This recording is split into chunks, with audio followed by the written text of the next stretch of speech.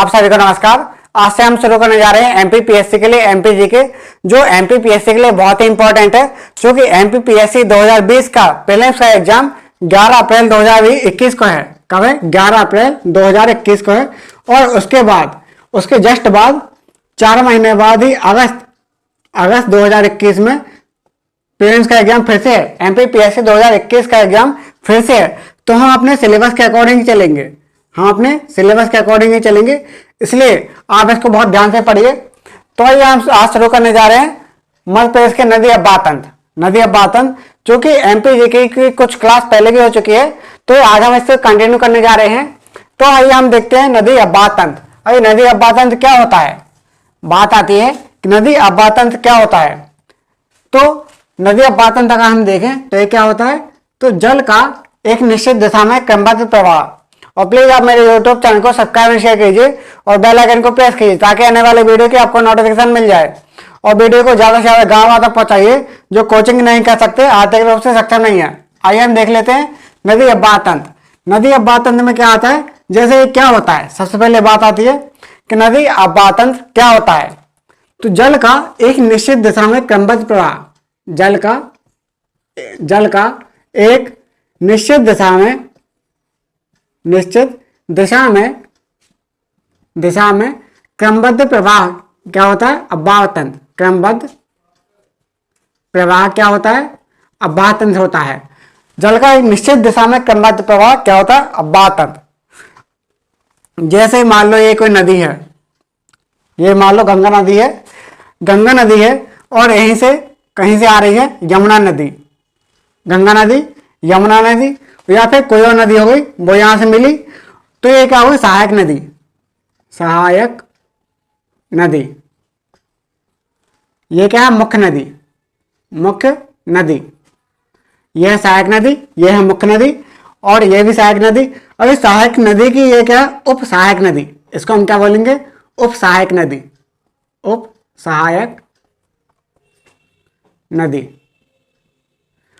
नदी।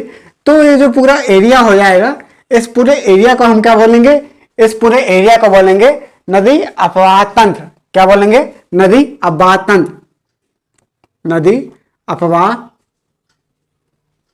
तंत्र, यानी रिवर बेसिन एरिया। क्या है, रिवर बेसिन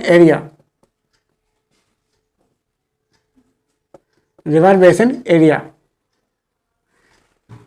या फिर इसको हम जोड़ी क्षेत्र बोलते हैं। क्या बोलते हैं, जोड़ी क्षेत्र। तो इसके इतने नाम हैं। हम देखते हैं नदी अब्बाह तंत्र। तो नदी अब्बाह तंत्र कितने प्रकार के होते हैं, बात आती है कि नदी अब्बाह तंत्र कितने प्रकार के होते हैं। तो ये होते हैं 2 प्रकार के। अगर हम नदी अब्बाह तंत्र देखें तो ये 2 प्रकार के होते हैं। एक तो होता है बंगाल की खाड़ी वाला नदी अब्बाह तंत्र। क्या होता है, एक तो बंगाल की खाड़ी वाला अब्बाह तंत्र, बंगाल की खाड़ी वाला अब्बाह तंत्र। और दूसरा क्या होता है, खंबात की खाड़ी वाला अब्बाह तंत्र। क्या, खंबात की खाड़ी तंत्र। कौन कौन सा होता है, बंगाल की खाड़ी तंत्र और खंबात की खाड़ी तंत्र। 2 खाड़ी तंत्र होते हैं। अगर हम देखें बंगाल की खाड़ी तंत्र, तो बंगाल की खाड़ी तंत्र में कौन कौन से आते हैं, जैसे गंगा नदी या फिर गंगा नदी तंत्र, गंगा नदी तंत्र। इसके बाद आता है महानदी तंत्र। फिर आता है यहाँ पर गोदावरी नदी तंत्र। फिर आते हैं यहाँ पर खंबात की खाड़ी तंत्र। क्या आता है, खंबात की खाड़ी तंत्र। तो खंबात की खाड़ी तंत्र में कौन कौन से तंत्र आते हैं, जैसे नर्मदा नदी तंत्र, नर्मदा नदी तंत्र। यहाँ पर नर्मदा नदी तंत्र के बाद फिर आता है यहाँ पर ताप्ती नदी तंत्र और माही नदी तंत्र। कौन कौन से, माही नदी तंत्र। कौन कौन से, नर्मदा, ताप्ती और माही। तो ये जो नदी तंत्र है, ये क्या है, पश्चिम की ओर प्रवाहित होती हैं। ये नदियां पूरब से पश्चिम की ओर प्रवाहित होती हैं। क्या? पूरब से पश्चिम की ओर, पूरब से पश्चिम की ओर प्रवाहित होती हैं। और ये वाली जो नदियां हैं ये पश्चिम से पूरब की ओर प्रवाहित होती हैं। क्या? पश्चिम से पूरब की ओर, पश्चिम से पूरब की ओर नदियां प्रवाहित होती हैं। हम क्या करते हैं, इन नदी अपवातन को एक एक करके क्रमशः देखते हैं। पहले हम देखेंगे क्या? गंगा नदी तंत्र। क्या देखेंगे? गंगा नदी तंत्र। तो हेडिंग डालिए यहां पर पहले में, गंगा नदी तंत्र, गंगा नदी तंत्र। क्या है? गंगा नदी तंत्र। तो गंगा नदी तंत्र क्या है? ये पूरे एमपी का सबसे बड़ा नदी तंत्र है। अगर हम देखें गंगा नदी तंत्र तो एमपी का सबसे बड़ा बेसिन एरिया है। सबसे बड़ा एमपी का सबसे बड़ा बेसिन एरिया यानी नदी तंत्र है, अपवात तंत्र है। क्या है? एमपी का सबसे बड़ा बेसिन एरिया,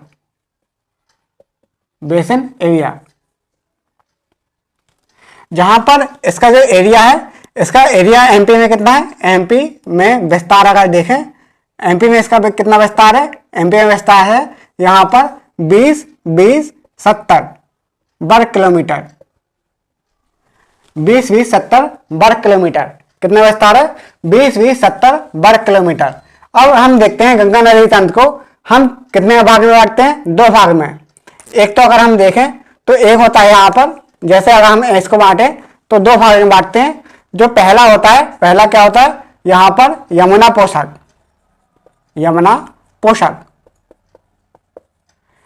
पोषक, और दूसरा होता है गंगा पोषक, यमुना पोषक और गंगा पोषक।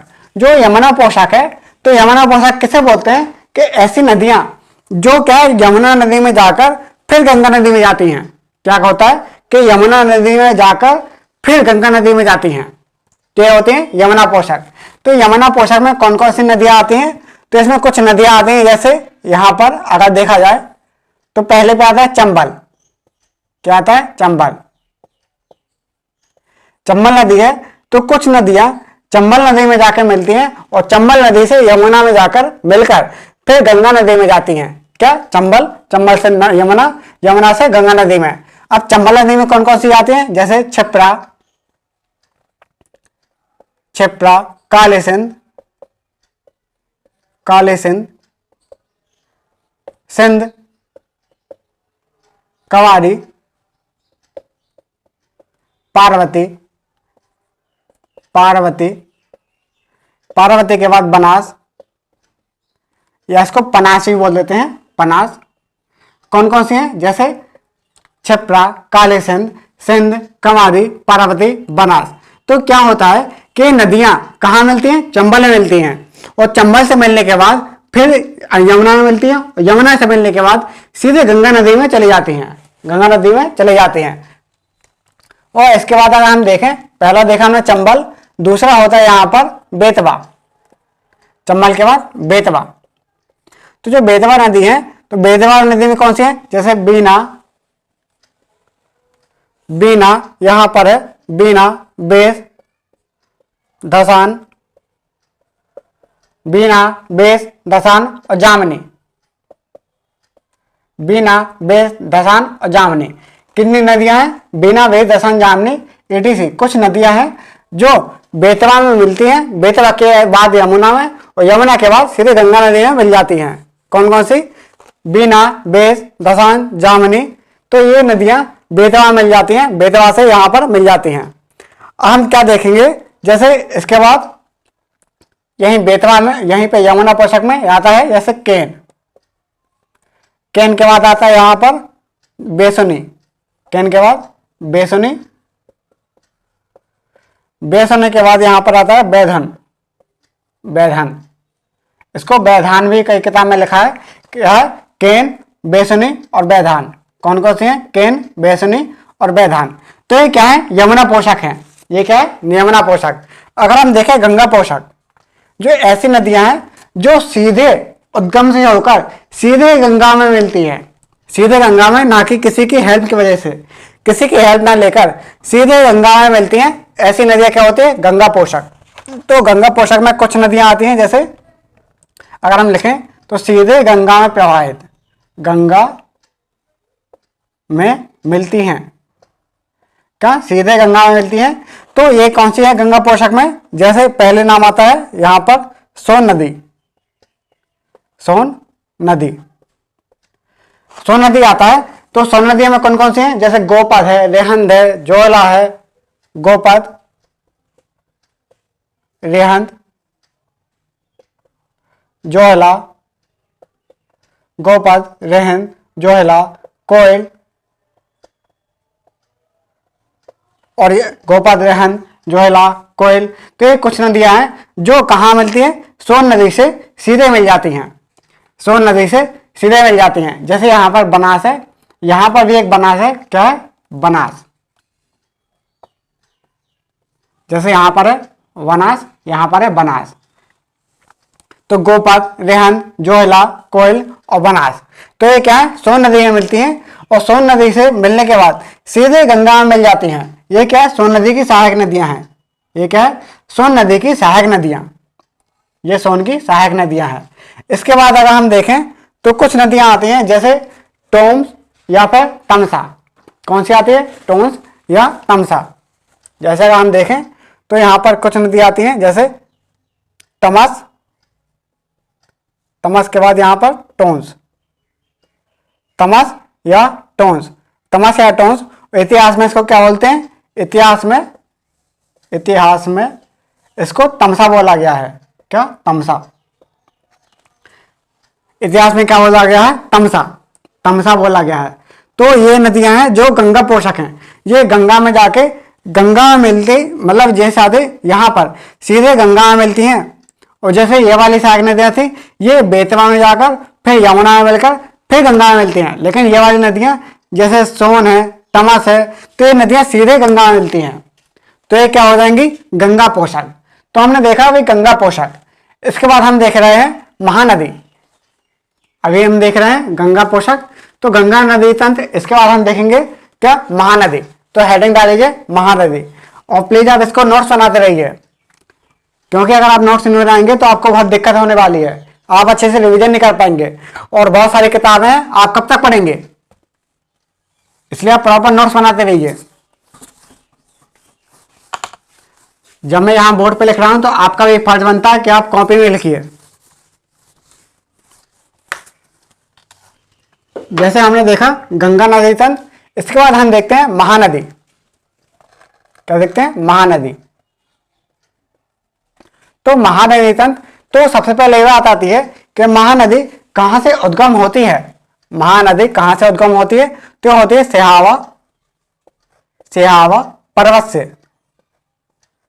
सिहावा पर्वत, सिहावा पर्वत कहां पर है, महासमुद्र, महासमुद्र छत्तीसगढ़ में, छत्तीसगढ़ में।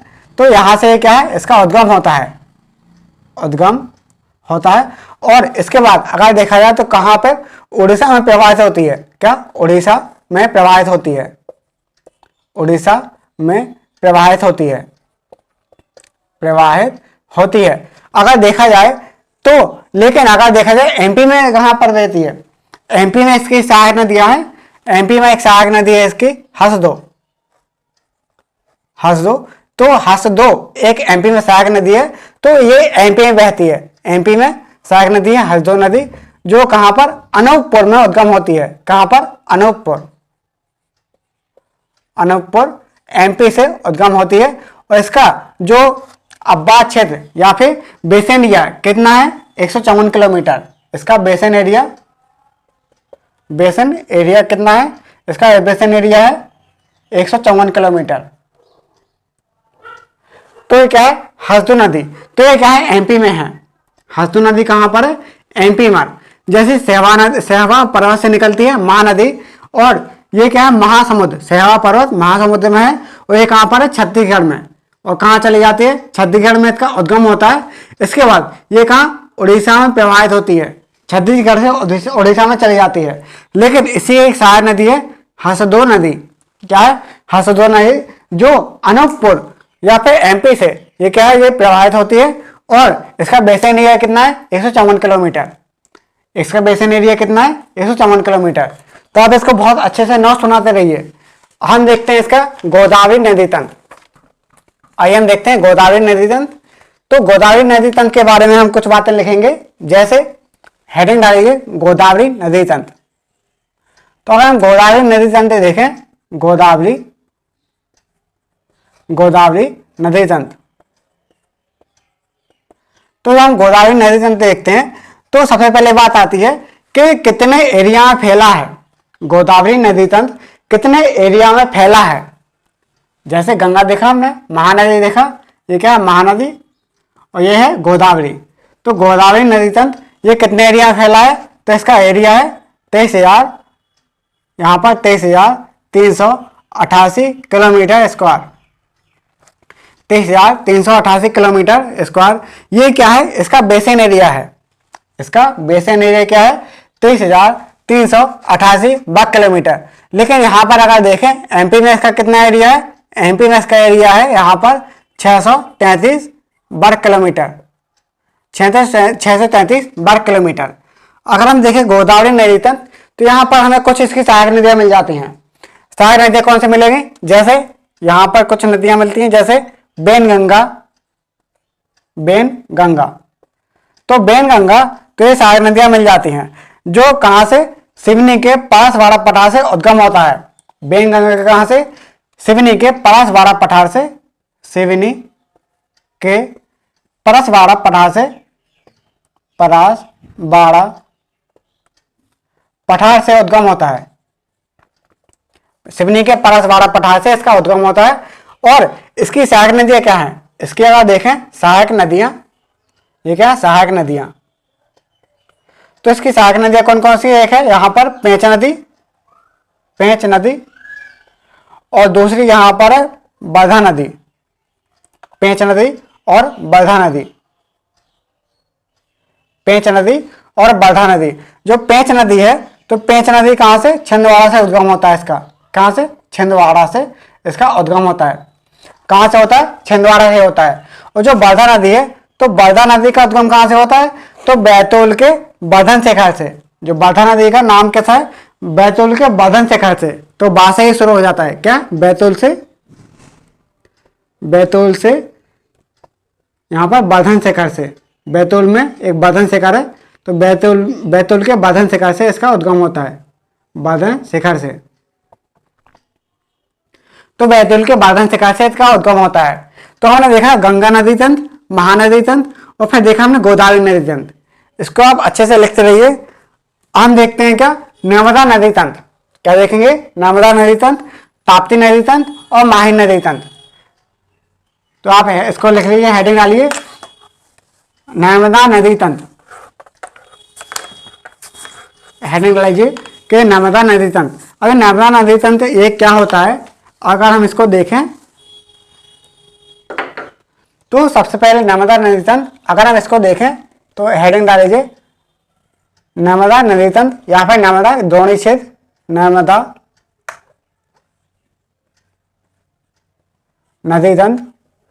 नदी तंत्र जो मध्य प्रदेश के जीवन रेखा कही जाती है। ना मरे, इसका नाम ही है क्या, नर्मदा, मतलब ना मरे इसका नाम ही है। और क्या है, मध्य प्रदेश की जीवन रेखा कही जाती है। और ये मध्य प्रदेश की गंगा भी कही जाती है, पवित्रता की दृष्टि से ये मध्य प्रदेश की गंगा कही जाती है। और अगर हम देखें गंगा नदी तंत्र, ये नर्मदा नदी तंत्र, तो ये एमपी का दूसरा सबसे बड़ा द्रोणी क्षेत्र है। क्या, दूसरा, सेकंड सबसे बड़ा द्रोणी क्षेत्र है। एमपी का दूसरा सबसे बड़ा द्रोणी क्षेत्र है। यहां पर हमें कुछ चीजें और देखने मिल जाती हैं कि इसका जो एरिया है, एरिया क्या है 89, यहां पर 930, यहां पर वर्ग किलोमीटर स्क्वायर। एरिया क्या है इसका, एरिया है 89,000, सॉरी ये क्या है 89,930 वर्ग किलोमीटर।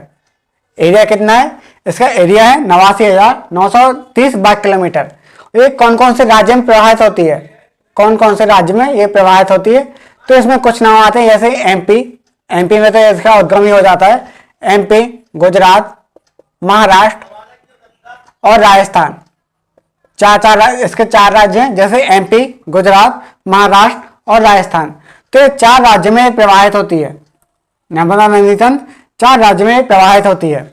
इसके अलावा अगर हम देखें तो एमपी में, यहाँ पर नर्मदा नदी तंत्र में कुछ नदियां दाएं ओर से मिलती हैं, कुछ बाएं ओर से मिलती हैं। जैसे यहाँ पर जैसे मिलती हैं बाएं ओर से, बाएं से क्या मिलती हैं? 22 नदियां, 22 नदियां। तो 22 नदियां बाएं ओर से मिलती हैं और यहाँ पर 19 नदियां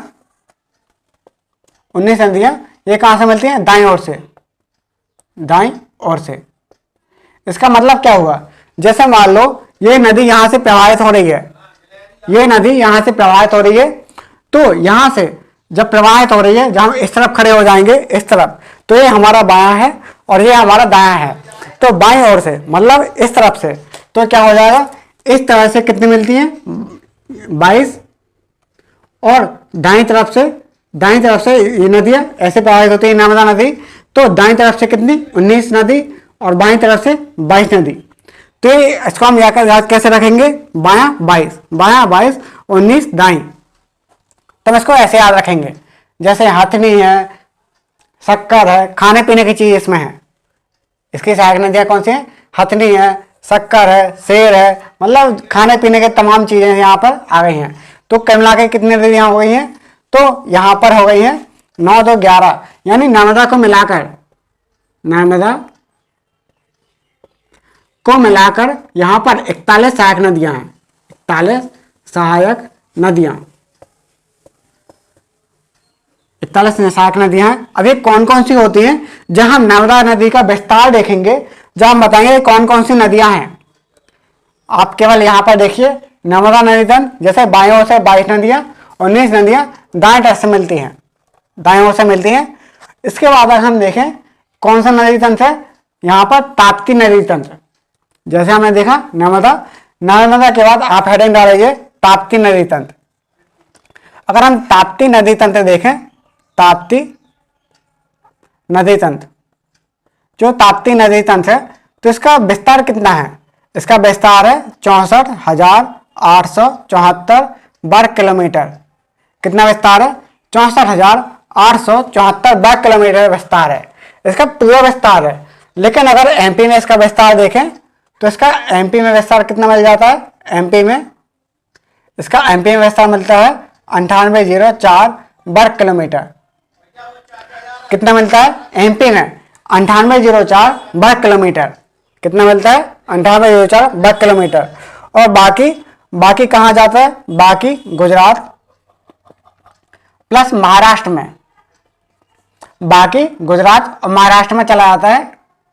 ये गुजरात और महाराष्ट्र में बाकी इतना एरिया है। 64,874 वर्ग किलोमीटर क्या है?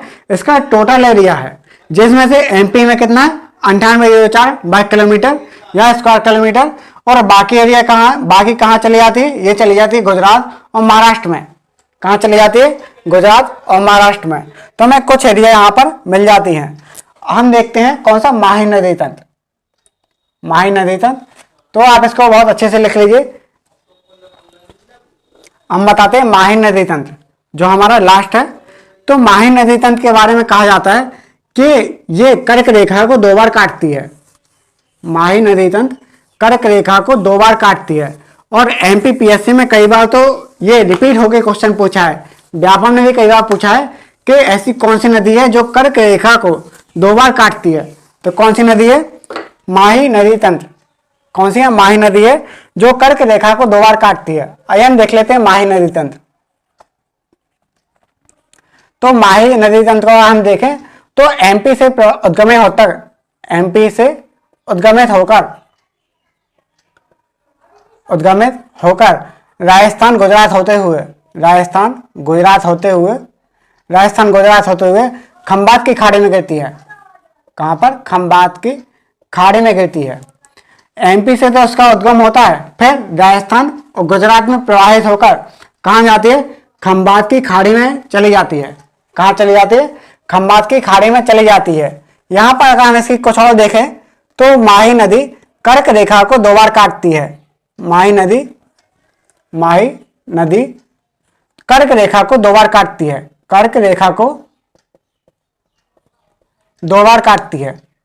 2 बार मतलब क्या होता है, जैसे मान लो एक कर्क रेखा है, ये कर्क रेखा है, तो ये क्या करेगी, ये 2 बार काटती है और उल्टे यू आकार की ये कर्क रेखा को 2 बार काटती है, उल्टे यू आकार बनाते हुए। जैसे यू कैसा होता है, यू ऐसा होता है, यू फॉर अम्ब्रेला, तो इसको अगर उल्टा कर दिया जाए तो उल्टे यू आकार की आकृति बनाते हुए कर्क रेखा को 2 बार काटती है।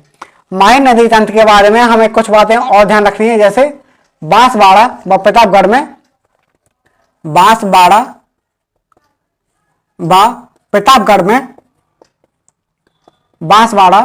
प्रतापगढ़ में इसका जो बहाव क्षेत्र है, बांसवाड़ा व प्रतापगढ़ में इसका बहाव क्षेत्र, बांसवाड़ा व प्रतापगढ़ में इसका बहाव क्षेत्र क्या है, 56 का मैदान कहलाता है। क्या? 56 का मैदान, 56 का मैदान कहलाता है। बांसवाड़ा प्रतापगढ़ में इसका बहाव क्षेत्र क्या कहलाता है, 56 का मैदान कहलाता है। यहां पर हमें कुछ चीजें और देखने मिल जाती हैं, जैसे यहां पर कौन कौन से बांध बने हैं। बाकी तो हम जब इसका माही नदी का जब विस्तार देखेंगे तब अच्छे से डिफाइन करेंगे। यहां पर हम केवल कुछ बेसिक चीजें देख रहे हैं जो हमें बहुत जरूरी हैं अफवाह तंत्र की दृष्टि से। तो जैसे हमें कौन कौन से बांध मिल जाते हैं, अगर हम बांध देखें तो यहाँ पर एक बजाज सागर बांध है, जो कहाँ पर है, राजस्थान में। जैसे राजस्थान में क्या है, बजाज सागर, तो बजाज सागर बांध के बाद यहाँ पर कागदी बजाज सागर, कौन सा बांध है, बजाज सागर। और दूसरा मिल जाता है यहाँ पर कागदी पिकअप बांध, पिक अप, जैसे अमेजन पार्सल वाले पिकअप करते हैं, तो ऐसे क्या है, कागदी पिकअप बांध। तो ये कहां पर है, राजस्थान में। कहां पर है, राजस्थान में। और यहां पर अगर देखें गुजरात में, तो गुजरात में इसका एक बांध है, जैसे कठाड़ा बांध। क्या है, कडाड़ा बांध, ऐसे नाम है, कडाड़ा बांध। तो यहाँ पर कुछ बांध मिल जाते हैं, गुजरात में कठाड़ा बांध, और यहाँ पर राजस्थान में बजाज सागर और कागदी पिकअप बांध। तो हमें कुछ बांध मिल जाते हैं। तो हमने देखा अभी नदी अफवाह तंत्र, हमने क्या देखा, नदी अफवाह तंत्र। तो अगले वीडियो में हम देखेंगे तो ये नदियां थी, तो नदियां का उद्गम स्थल क्या है और इसका संगम कहाँ पे होता है, इसकी कौन सी खास बातें हैं और ये कितनी लंबाई की है। तो हम कुछ खास बातें देखेंगे एक टेबल बना के। आज के लिए इतना ही, धन्यवाद।